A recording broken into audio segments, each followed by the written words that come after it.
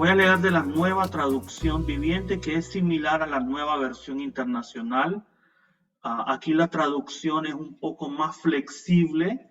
Se busca, por una parte, respetar la sintaxis y el sentido del idioma original, en este caso el griego, pero también a la vez se busca como que la traducción, en este caso el castellano, tenga sentido en la sintaxis de nuestro idioma para nosotros los que leemos.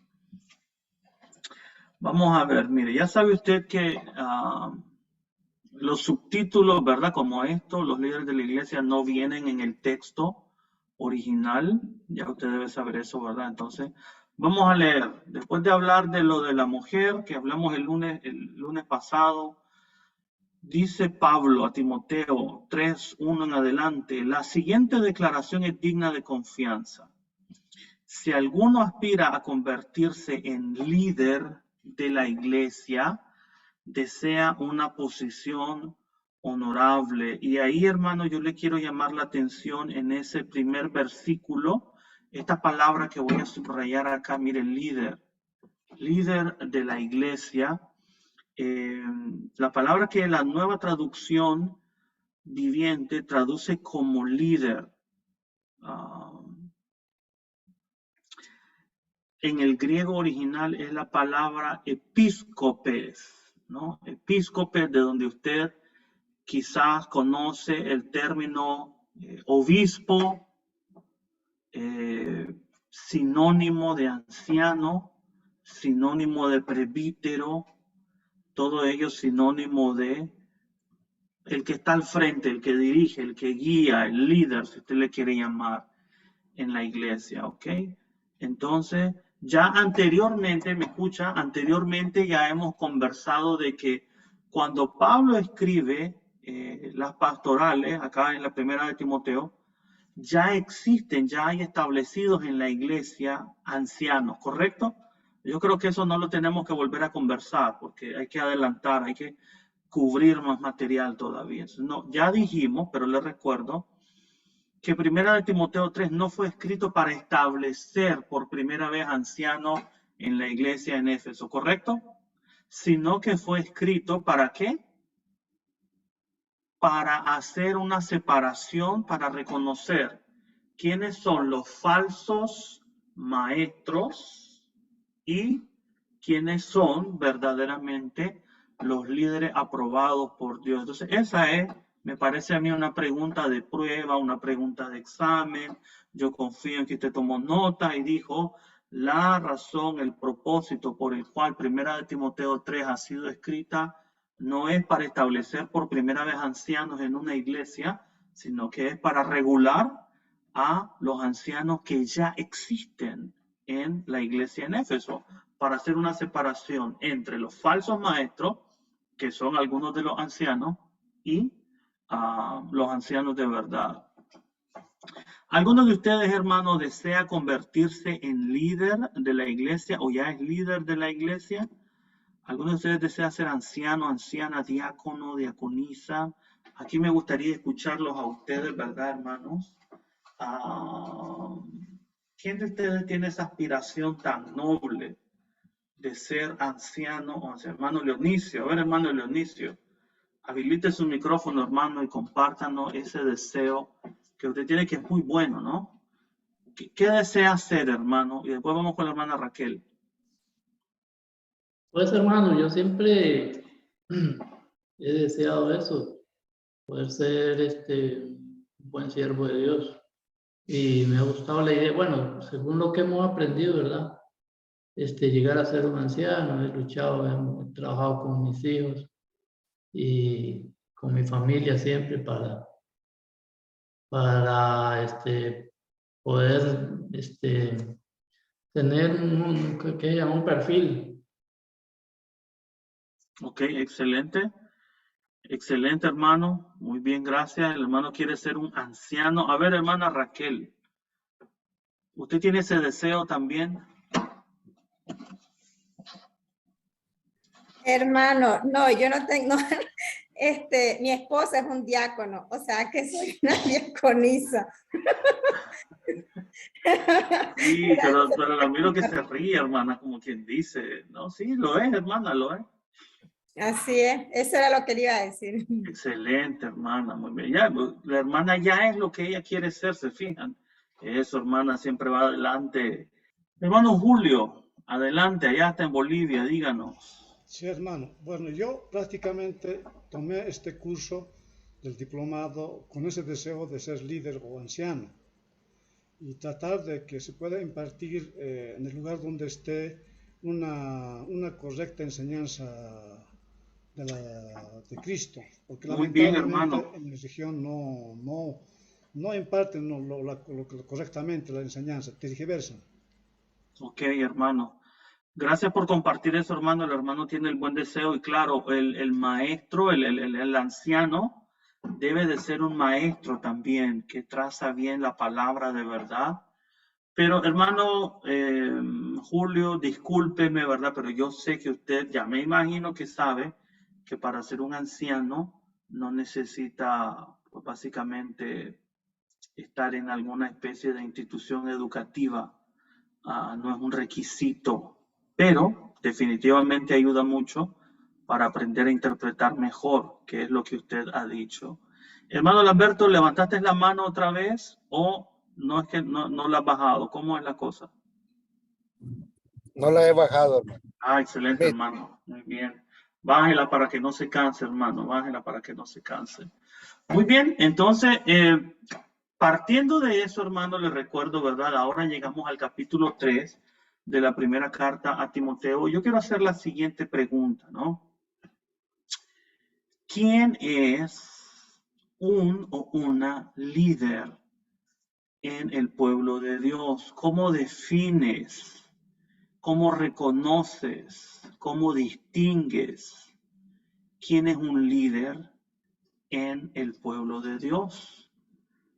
Me gustaría escucharlo, cuáles son los requisitos, las cualidades que tiene alguien para que tú digas, él es un líder, ella es una líder en el pueblo de Dios. ¿Qué opinan ustedes? A ver, hermana María Sandino. Y luego el hermano Carlos.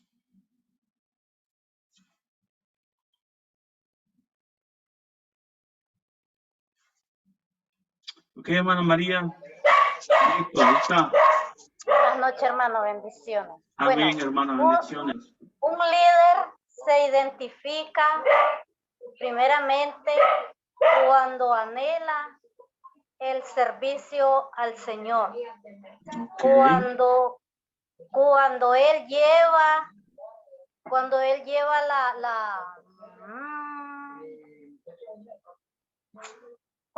el buen ánimo.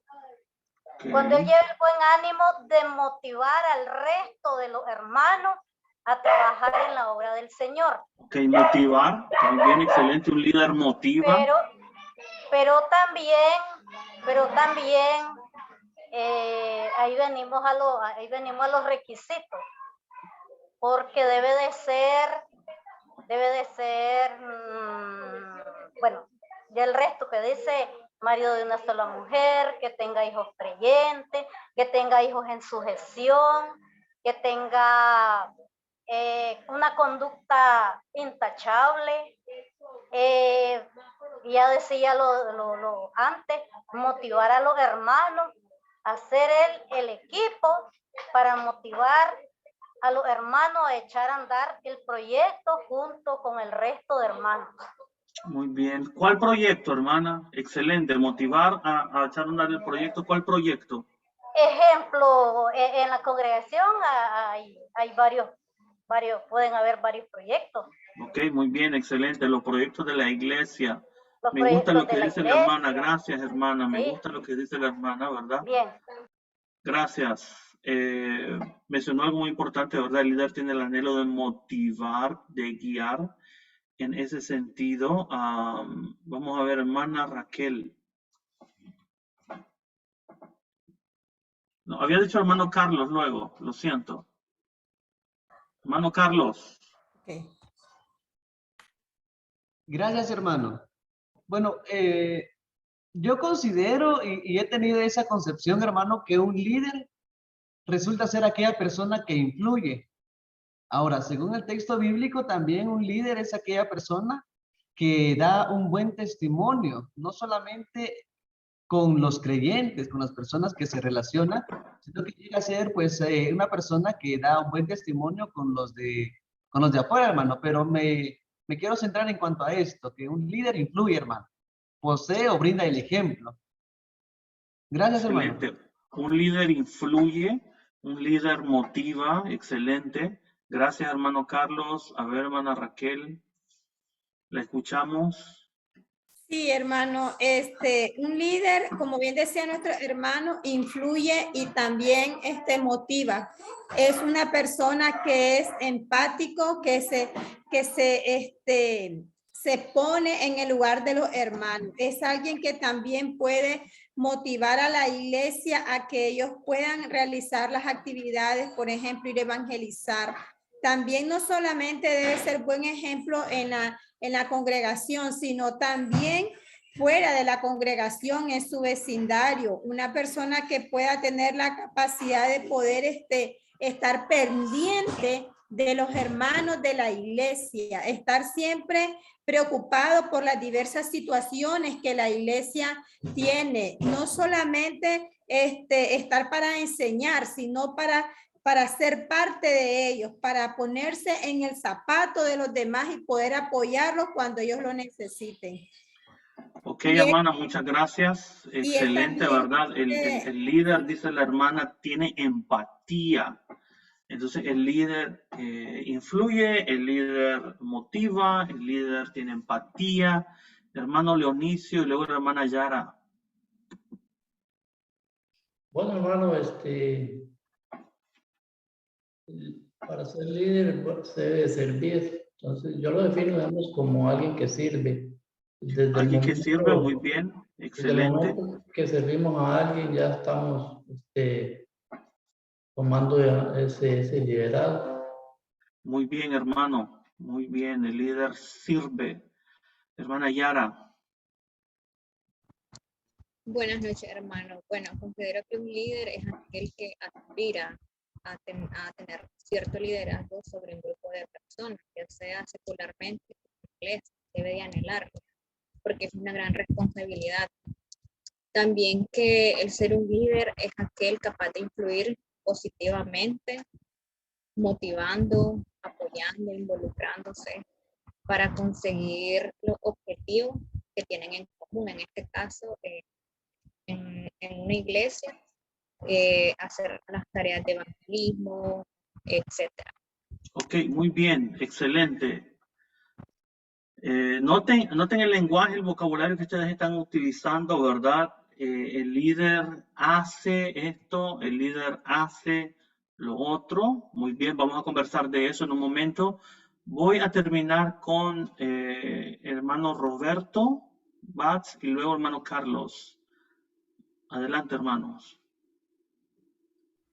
Yo creo que es muy importante, hermano, todo lo que hemos aportado en cuanto a lo que debe de tener un líder. De hecho, viene a mi memoria una imagen que miraba en el Facebook acerca, decía de que un líder no te dice qué hacer, sino te demuestra qué hacer. Entonces yo creo que un líder marca el ejemplo, ¿verdad? De las cosas positivas que se debe de hacer y no solamente velar por su propio bienestar, sino por toda la congregación, ¿verdad? Entonces yo creo que eso sería, hermano. Excelente. Muy bien, hermano. Muy buen punto, ¿verdad? El líder tiene que velar por los intereses de los demás. Hermano Carlos. No había bajado la mano, disculpe, hermano. Ok, hermano. Uf. Bueno. Miren lo que dice el texto, ¿ok? Los remito otra vez al texto. 1 Timoteo 3, verso 1. Si alguno aspira a convertirse en líder de la iglesia, desea una posición honorable. Verso 2. Por esta razón, un líder de la iglesia debe ser un hombre que lleva una vida intachable. Y ella después nos va a explicar lo que significa intachable.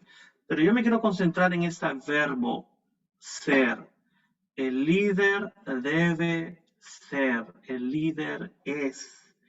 Eso, hermano, es muy importante. Por todo lo que ustedes dijeron, el líder hace esto, el líder hace lo otro, el líder aquí, el líder allá, y de seguro tal vez a usted ha leído los libros de John Maxwell, Principios para un liderazgo eficaz. Todos esos libros y mucha conversación y mucha literatura cristiana sobre liderazgo viene influenciada por el modelo del mundo de los negocios, las empresas, cómo ser un líder exitoso, un líder visionario, un líder de jóvenes, de matrimonio, de esto, y todo eso está bien. El problema es que la naturaleza del liderazgo cristiano es radicalmente diferente a la naturaleza del liderazgo según el mundo, y eso no debemos de perderlo de vista. La naturaleza del liderazgo cristiano es completamente opuesta, no solo diferente, opuesta a la naturaleza del liderazgo según el mundo. Jesús lo explicó a sus discípulos en Marcos capítulo 10, cuando la madre de Juan y ¿quién era el otro? Jacobo, le dieron a decir, Señor, te tengo un favorcito que pedirte, una petición. ¿Qué quieres? Le dijo Jesús. ¿Se acuerdan? Yo quiero que en tu reino se sienten estos dos hijos míos. ¿A dónde los quería sentar? Al fondo, donde no se miraran. No.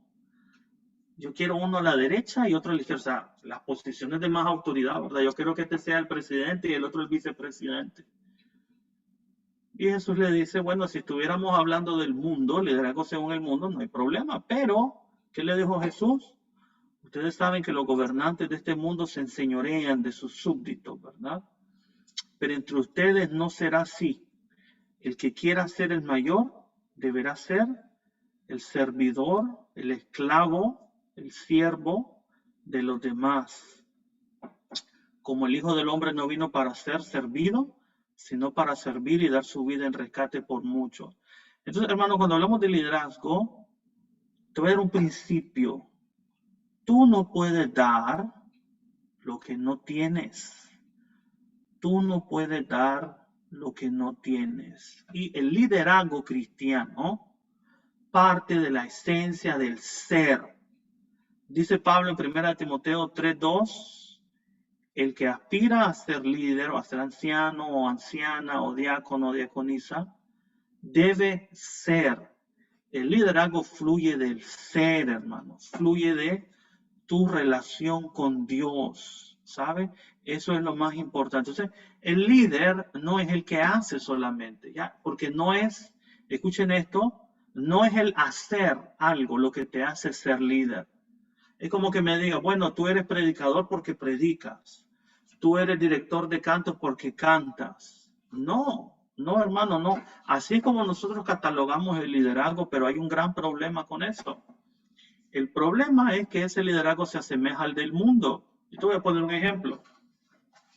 Digamos que tú vas manejando ahí por tu ciudad y vas a la hora pico y de repente miras ahí a un oficial de policía con su uniforme y te detiene. ¿Qué haces? ¿Le haces caso o no le haces caso? ¿Le haces caso? ¿Por qué? ¿Porque es buena persona? A lo mejor no es buena persona. Porque respeta a Dios, a lo mejor no respeta a Dios. ¿Sabe por qué? Por el uniforme que tiene. Porque es símbolo de autoridad. En la iglesia no es así el liderazgo. Ser anciano, anciana, diácono, diaconisa, predicador, ministro, lo que sea, no es un cargo. Y ese cargo viene con un poder o autoridad inherente. No, no funciona así. No sirve así. ¿Ya? Porque al policía a mí no me importa la vida que tiene, si es recto delante de Dios o no. Yo lo obedezco porque ni modo, es la autoridad y tiene el uniforme. Pero un predicador, un anciano, un diácono que fue nombrado, que tiene ese puesto, no es que se le dé autoridad con el puesto, sino que la autoridad del puesto deriva de la relación que él tiene con Dios. ¿Me siguen, hermano? Entonces, el corazón de el que aspira a ser líder tiene que reflejar esa relación que debe de tener con Dios. Te voy a poner algunos ejemplos. David, por ejemplo, David, ¿verdad? Un hombre conforme al corazón de Dios. David no era un buen padre. Si te fijas cómo terminó David sus días, básicamente una muchacha joven que encontraron ahí en cualquier lado, en su vejez le tuvo que dar calor, ¿no? Tenía que, ya estaba viejo, y en vez de estar con su esposa de toda la vida, David, o rodeado de su hijo, le pusieron ahí cualquier mujer que encontraron, ¿verdad? Para que lo calentara, ¿no? Lo mantuviera abrigado en la noche. Qué triste, ¿no? Acabar tu vida así. Eso que estamos hablando de David, ¿no? Igual Salomón. Ustedes dirían, bueno, ellos fueron líderes, pero ese corazón no siempre fue propicio a Dios. Sin embargo, fueron líderes, como en el caso de David. ¿Te acuerdas cuando David enfrentó a Goliat? David enfrentó a Goliat. Saúl le quería poner la armadura de un soldado. Pero, ¿qué era David antes de luchar contra Goliat? ¿Qué era? ¿Quién se acuerda qué era David? Y me dice. A ver, hermana María Sandino, ¿qué era David antes de derrotar a Goliat y saltar a la fama? Era un pastor de ovejas. Era un pastor. Mensajero. Era un pastor de ovejas, ¿verdad? Un pastor, cuidaba el rebaño, pero no era un soldado de guerra, pero ya tenía entrenamiento. Él peleaba con el oso, peleaba con los lobos, y ya él había peleado, ¿verdad? Y tenía una fe grande en Dios, ¿verdad? Ya Dios había estado trabajando en su vida. Lo que yo te quiero decir, hermano, es que cuando hablamos de liderazgo en la iglesia, estamos hablando no de un cargo que se hereda y el cargo te hace ser la autoridad, no. En la iglesia, tú no puedes dar lo que no tienes. Si no tienes amor para los demás, si no tienes paciencia, si no tienes gracia, si no tienes educación, si no tienes conocimiento, si no tienes sabiduría, si no tienes fe, no vas a poder darle eso a la iglesia. Pues recuerda lo siguiente, ¿no? La congregación, la iglesia en la que sirves, hermano, la iglesia en la que sirves. Si tú eres el líder, no va a poder aspirar a una fe más grande de lo que tú te puedes levantar. ¿No? Si tú te levantas hasta aquí, hasta ahí va a crecer y desarrollar la iglesia. La iglesia no va a poder hacer esto. Mira, tú quedas aquí y ellos crecen. No, pero si tú vas creciendo, ellos van. Por eso eres el líder. Porque tú guías, tú influyes a la gente a los propósitos de Dios. Ok, hermano, estamos hablando de liderazgo en la iglesia. Estamos hablando de anciano y diácono en 1 Timoteo capítulo 3. Hermano Leonicio. Hermano, tanto es así, con respecto a lo que usted está hablando, es que una congregación no se va a poner a servir en lo que sea a cualquier persona. Si no se fija primeramente en su testimonio, en su clase de vida espiritual. Bueno, por lo menos eso es lo que uno ha visto. Entonces, claro, hermano, ¿verdad? Porque el liderazgo, el espíritu de tu liderazgo depende de tu relación con Dios. Eso es lo que quiero decir y no se le debe olvidar. Y Pablo nos lo va a decir muy en claro. Ya le voy a dar la palabra, hermana María. Mire, venga conmigo otra vez al texto de 1 Timoteo capítulo 3. Y dice, por esta razón, un líder de la iglesia debe ser un hombre que lleve una vida intachable. Debe serle fiel a su esposa. No es que va a comenzar a serle fiel. Ya debe ser fiel. ¿Explico? Debe tener control propio, vivir sabiamente y tener buena reputación. Con agrado debe recibir visitas y huéspedes en su casa y también debe de tener la capacidad de enseñar. No debe emborracharse ni ser violento. Debe ser amable, no buscar pleitos. ¿Y cuántos ancianos no conozco yo que aman el buscar pleitos, hermano, verdad? Ni amar el dinero. Debe dirigir bien a su propia familia, que sus hijos lo respeten y lo obedezcan. Aquí está el verso 5, acuérdate. La iglesia se reúne ¿en dónde? En el primer siglo en casas domésticas, particulares. No existe como hoy el día, ¿verdad? Un edificio, un local separado para 100, 200 personas. Eso no existe. La iglesia se reúne en casa. El verso 5 te lo debe de dejar en claro. Si un hombre no puede dirigir a los de su propia casa, ¿okay? Casa, ¿cómo podrá cuidar de la iglesia de Dios? Ahí está el asunto, ¿verdad? Si no puedes dirigir, si no puedes influenciar, motivar, liderar, guiar, corregir a los de tu propia casa, ¿cómo estaba compuesta una casa en este tiempo? ¿Se acuerdan? Eso fue tarea que les dejé. ¿Cómo estaba compuesta una casa grecorromana, una casa doméstica en este tiempo? ¿Quién se acuerda? Que hay una estructura vertical. A ver, hermano Carlos Batz, dinos.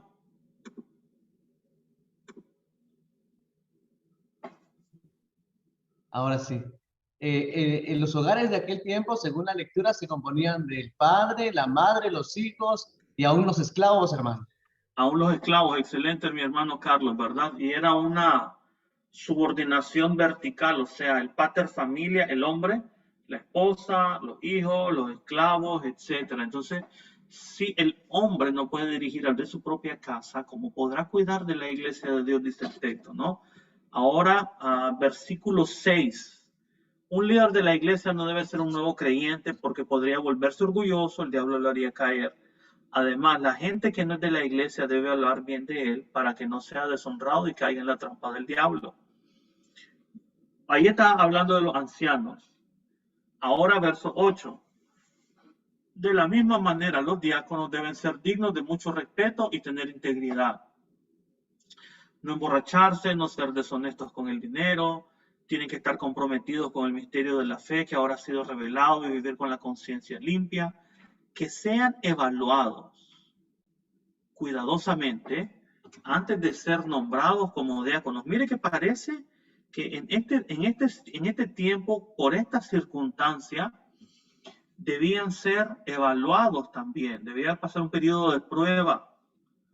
Si pasan el examen, entonces que sirvan como diáconos. ¿Quién les iba a hacer ese examen, hermano? ¿Quién los iba a examinar? Una pregunta fácil. ¿Quién? ¿Quién los iba a examinar a ellos? A ver, hermano, sin pena. ¿Quién iba a examinarlo a ellos en el verso 10?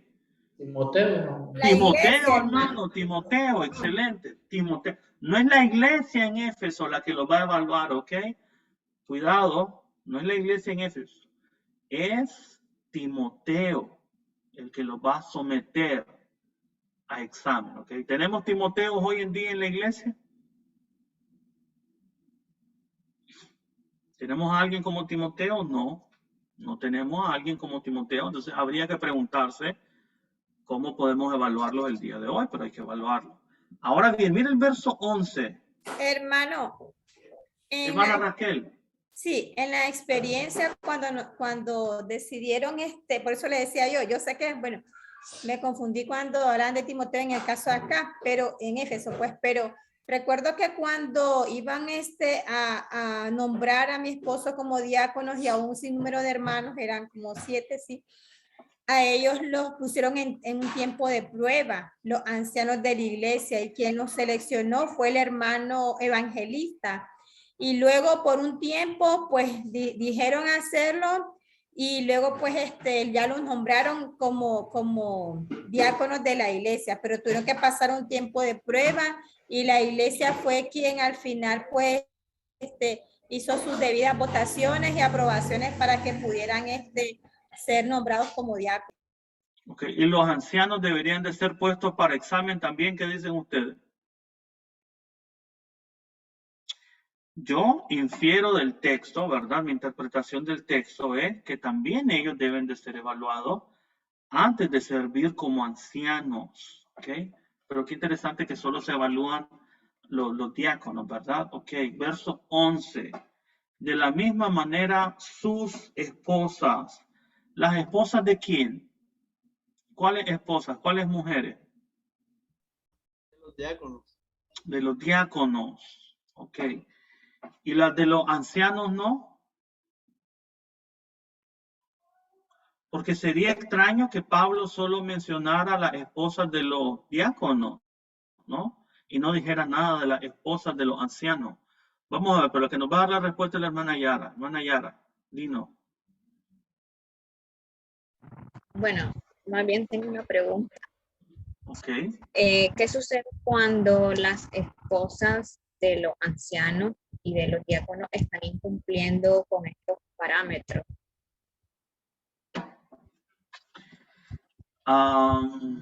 ¿En qué manera están incumpliendo? Bueno, según lo que dice el capítulo 3, que los hijos deben de estar sometidos al padre en sujeción. Pero ¿qué sucede cuando estos hijos no están sujetos a su padre y están haciendo cosas impropias y es de conocimiento de algunos miembros de la iglesia? ¿Qué pasa cuando el hijo de algún miembro de la iglesia está haciendo eso? Usualmente, ¿qué pasa? Cuando el hijo de algún hermano o alguna hermana es rebelde, por así decirlo. No se sujeta a su padre y a su madre. No hacemos alboroto, ¿verdad? No pasa nada. Pero si son los hijos del anciano o la anciana, ya ahí sí hay problema. Entonces, aquí viene mi pregunta, hermana, ¿verdad? ¿Tú crees que esta es una checklist, una lista para andar evaluando a los hermanos a ver cómo se andan comportando? ¿O crees que es una lista que también le compete a todos los creyentes? ¿O esto es solo de los ancianos y los diáconos? Digo, solo los hijos de los ancianos deben de someterse a sus padres. Creo que, bueno, va para todos. Sin embargo, creo que al ser los ancianos, los representantes o los que están llevando a una congregación, creo que eso marca bastante lo que es la reputación de ellos. A pesar de que estos requisitos son específicamente para ellos, pero son aplicables para toda la iglesia. Sin embargo, algo que aprendí hace poco es que los ancianos, los líderes de las congregaciones también son seres humanos, pueden equivocarse, no son totalmente perfectos. Pero en base a mi pregunta, siento que ahí fallan cuando sus hijos pues están haciendo cosas que no deben. Claro, es que ahí, precisamente ahí es el punto, ¿verdad? Esto se ha vuelto como una especie de universalización, de generalización, y lo desconectamos de su contexto, ¿verdad? Seguramente lo que Pablo tiene en mente cuando escribe a Timoteo es que los hijos lo respeten y lo obedezcan. En este contexto se refiere a que no se vayan a aliar con los falsos maestros. Que no, acuérdense que hay un problema de falsos maestros, ¿ok? No pierdan eso de vista, no lo pierdas de vista. Entonces, esto no es cualquier tipo de conducta que tu hijo es rebelde. ¿Cuántos tienen hijos aquí, verdad? ¿Cuántos? Tú sabes lo difícil que son los hijos, ¿verdad? Especialmente cuando ya van creciendo, ya entran en la edad. Entonces, si nosotros tomáramos esto como una camisa de 11 varas, una camisa de fuerza, que hay que ponerle a todos los ancianos, hermano, hay personajes de la Biblia que nunca hubieran sido dirigentes del pueblo de Dios. Vamos a ver, vamos a hacer una rápida lista, repaso. A ver, díganme ustedes qué líder de la Biblia tenía hijos que no lo respetaban y que no lo obedecían. Elí. El Elí. sacerdote Elí. Elí. Ofni y Finés. Ofni y Finés. Excelente, hermana. Por ahí cerca, Samuel. Creo que es primero de Samuel, capítulo 8, cuando Israel le pide rey. Es el tiempo de los jueces y le dice, ¿sabes qué, Samuel? Ya estás viejo, un día de estos te mueres. Tus hijos son hijos rebeldes, no te siguen, no adoran a Dios. Son hombres malos, hombres violentos. No nos dejes en manos de tus hijos.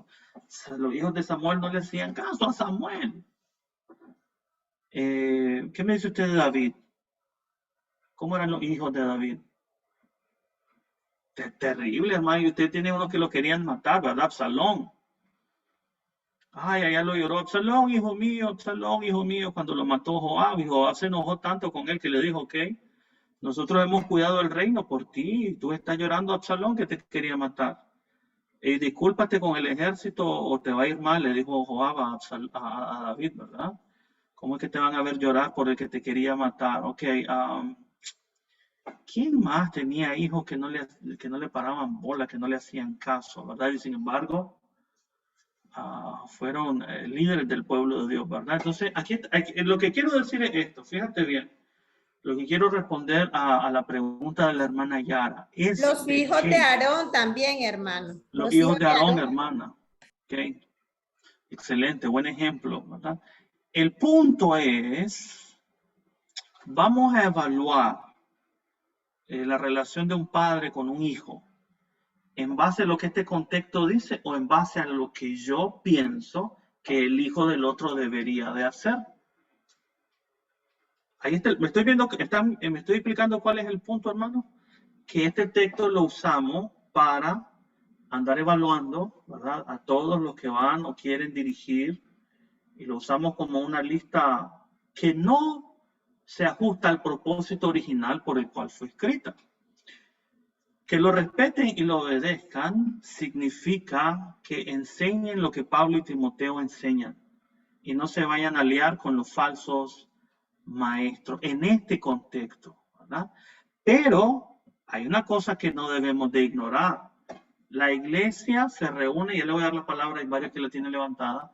No olvide esto, la iglesia se reúne en casas domésticas. ¿Ok? En esas casas vivían los hijos casados.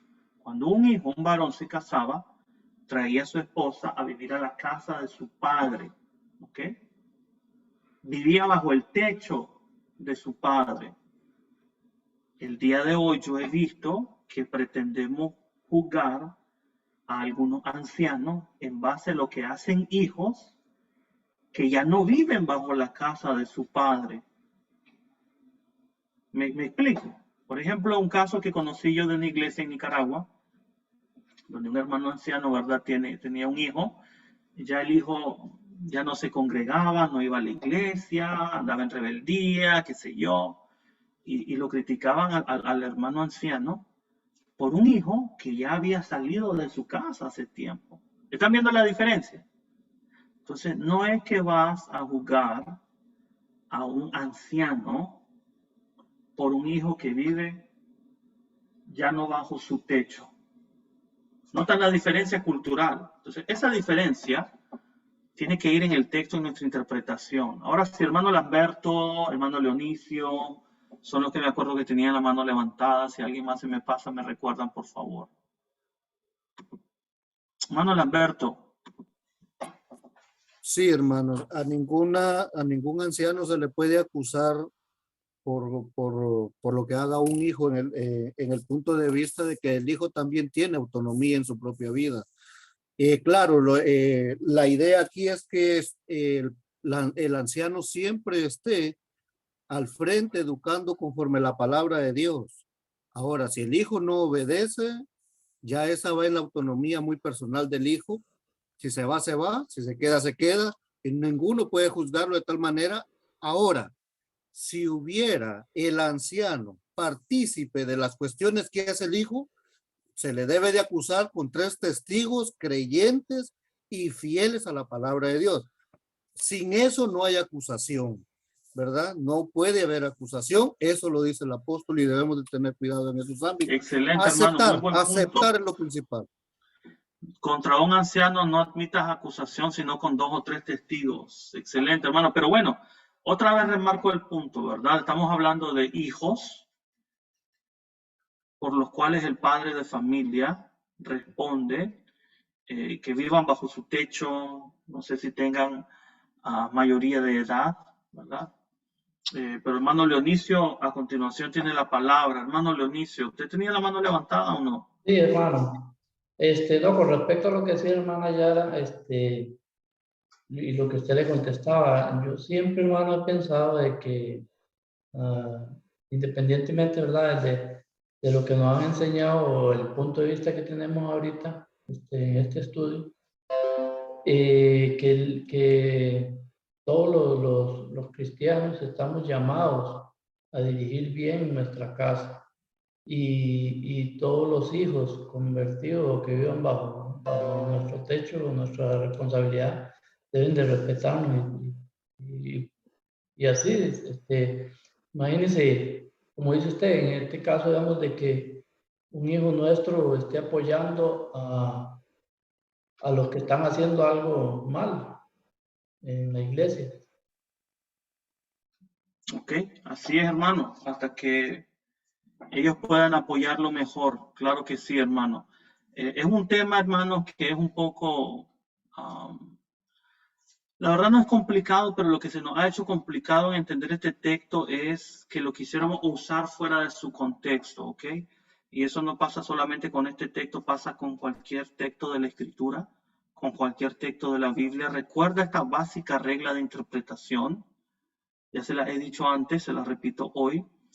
Un texto hoy no puede significar para nosotros lo que no significó para la audiencia original, para los primeros a los que fue escrito, ¿ok? El texto puede tener varias aplicaciones, pero significado tiene uno, y es el que el autor original, que es inspirado por el Espíritu Santo, le quiso dar. De ahí es donde vienen muchos problemas, hermano, a la hora de interpretar este texto, ¿ok? Entonces, lo que Pablo está delineando, recuerda, Pablo le está dando a Timoteo una pauta, las órdenes para decir, Timoteo, estos son los maestros verdaderos, los que son aprobados como ancianos, como diáconos, dentro del servicio de la iglesia, ¿verdad? Juntamente con sus esposas. ¿Por qué? No recuerdo quién de ustedes lo dijo, creo que la hermana Yara, porque como son los líderes, hermano, ellos tienen influencia en lo que pasa en la congregación, ¿no? Como dice, creo que Jesús dijo citando este texto, creo que de Jeremías, la noche que lo arrestaron, ¿no? Hiere al pastor y las ovejas serán dispersadas. Entonces, cuando un anciano, un diácono, un pastor, ¿no? Se ve envuelto en algún tipo de problema, eso afecta a toda la congregación. Ok, ¿qué otras preguntas tienen, hermanos? De esto que estamos conversando, ok. Hemos estado hablando sobre liderazgo acá en Primera de Timoteo 3. ¿Qué más preguntas tienen?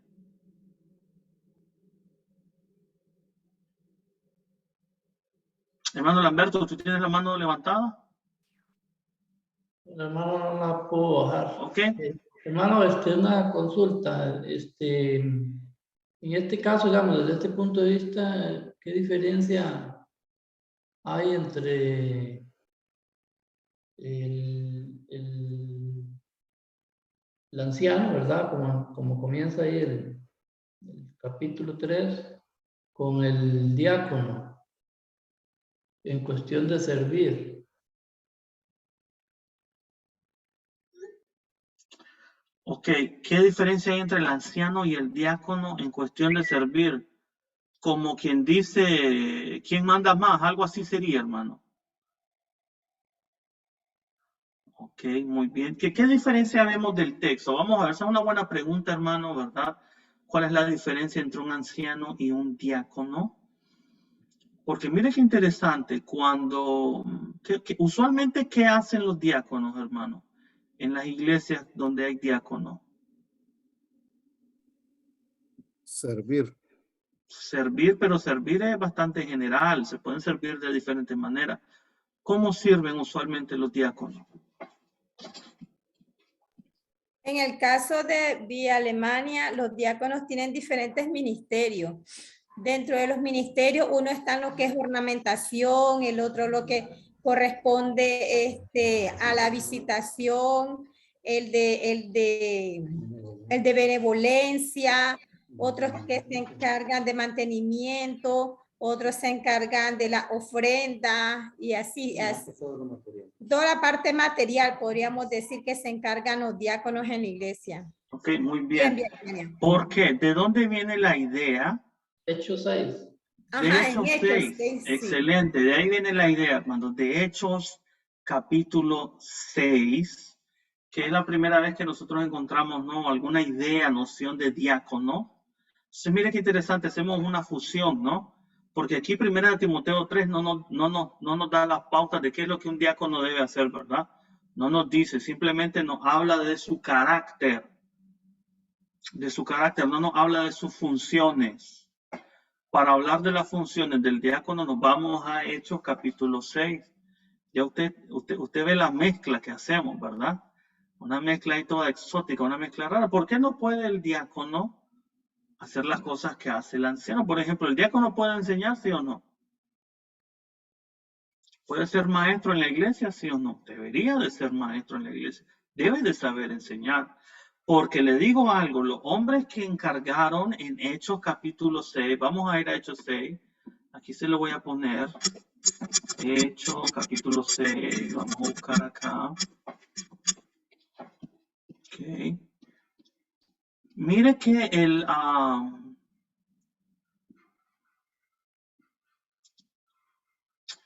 fíjese que el término diácono, ¿verdad?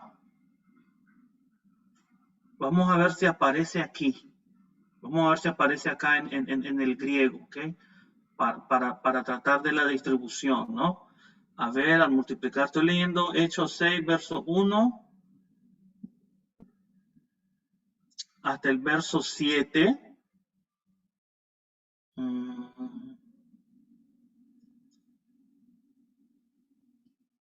Pero no veo que diga diácono, el texto.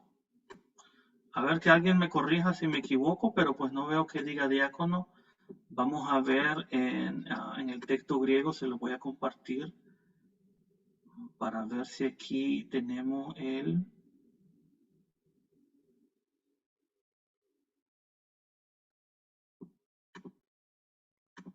Vamos a buscar el término diácono o servidor, ¿ok? En griego.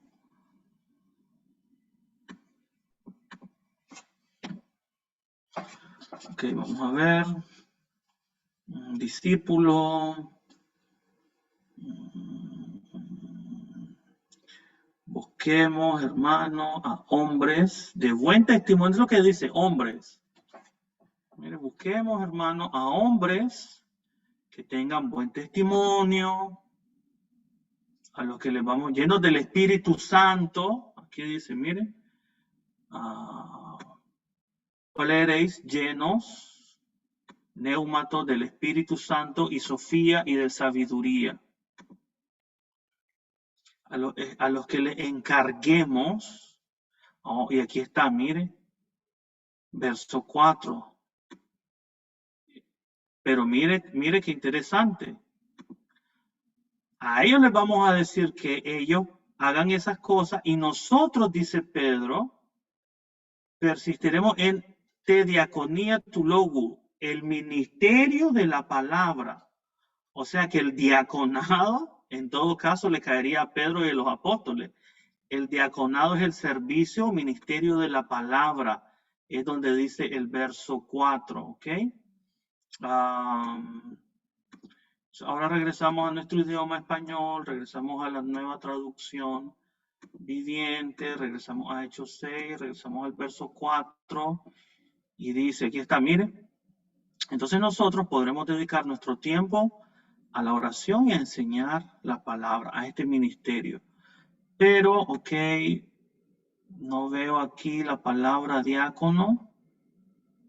Me equivoco, no sale, ¿verdad?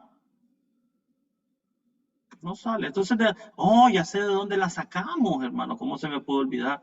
La sacamos del subtítulo de la Biblia, que no es parte del texto original.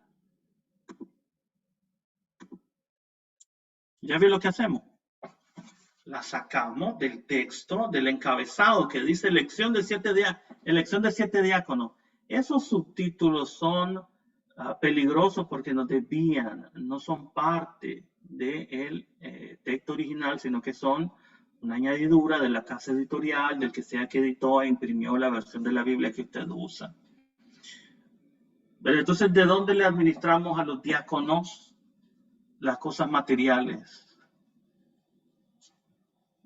Esa es una interpretación que nosotros hacemos del texto, pero que no se desprende del texto mismo. Me explico, hermano Leonicio, esa es su pregunta, hermano, ¿verdad? Hermano, perdón. De hecho, ¿Qué determina o qué diferencia hay entre lo que hace un anciano y lo que hace un diácono? Según Primera de Timoteo, hermano, yo en lo particular no veo mucha diferencia, porque ambos son líderes de la iglesia, ¿no? hermano, por eso mismo iba mi pregunta, porque en vez pasada que estudiamos ahí Hechos 6, no encontramos la palabra esa, diácono. Uh-huh. Y como los requisitos vienen siendo muy parecidos, para diácono, para anciano, entonces por eso es mi pregunta. Claro, y esa es una pregunta muy interesante, hermano. En algún momento nuestra interpretación nos llevó a hacer esa diferencia que a lo mejor va un poquito más allá de lo que el texto nos permitiría. Hermana María. Hermano, el trabajo viene a ser compartido, porque en Hechos capítulo 6 fue cuando las viudas eran desatendidas. Entonces los hermanos, unos hacían una parte del trabajo, entonces eligieron a estos hermanos para estar al pendiente de las hermanas viudas. Ahora, aquí ya en el diaconado y en el ancianado hay muchos programas dentro de la congregación de que viene a ser compartido con los hermanos. A mi parecer. Ok, podría ser, hermana, ¿verdad? Puede que tenga algo de razón. Yo les voy a enviar para mañana, ¿verdad? Una tarea de los libros que tenemos, el de Elsa Tames, el de Gordon Fee, donde hay una discusión sobre esta lista de requisitos. Yo les envío las pautas el día de mañana